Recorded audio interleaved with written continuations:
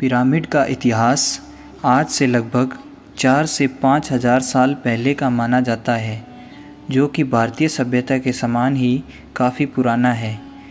इंसानों के द्वारा किए गए निर्माणों में से सबसे अद्भुत रचना पिरामिड है।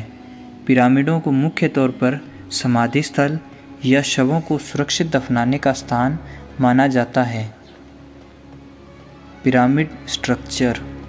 पिरामिड की संरचना बड़े बड़े पत्थरों से बनी है, जिसके प्रत्येक पत्थर का वजन लगभग 20 से 70 टन के बीच हो सकता है। ज़्यादातर पिरामिड त्रिकोण की तरह दिखते हैं।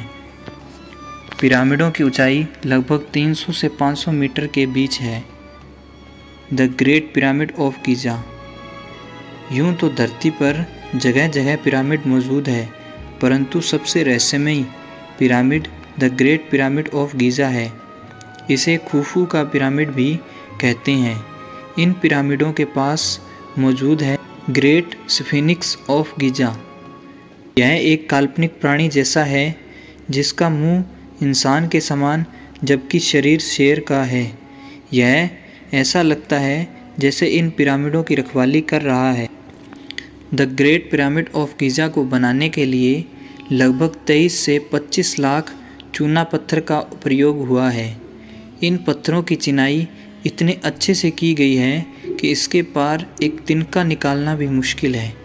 इसे बनाने में लगभग 23 साल लगे होंगे, लेकिन इसमें चौंकाने वाली बात यह है कि इसे हम आज की टेक्नोलॉजी के साथ बनाने की कोशिश करें तो इसे बनने में 50 से ज़्यादा साल लगेंगे। Purpose of building a pyramid. Pyramid क्यों बनाए गए?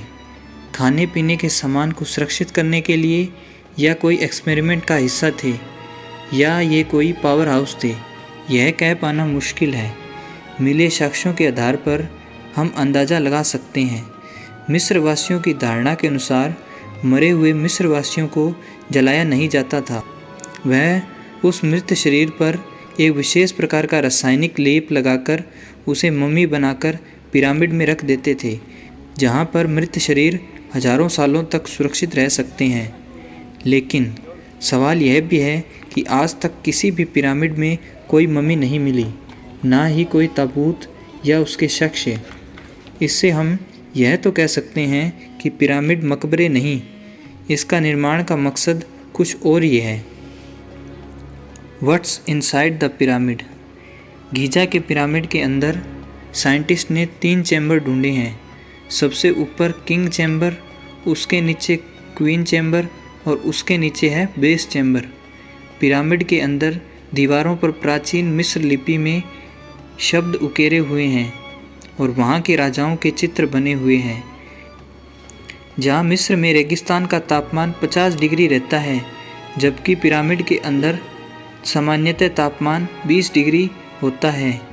पिरामिड के अंदर छोटे छोटे रास्ते बने हैं जो एक चैम्बर को दूसरे चैम्बर से जोड़ते हैं। इसके अंदर कई जगह ग्रेफाइट जैसे मजबूत पत्थर का भी इस्तेमाल किया गया है। ये सारी बातें सिद्ध करती है कि हो सकता है प्राचीन सभ्यता हमसे कई ज़्यादा विकसित थी। इसकी सच्चाई इतिहास में ही दफन है, जिसे एक्सप्लोर करना बाकी है।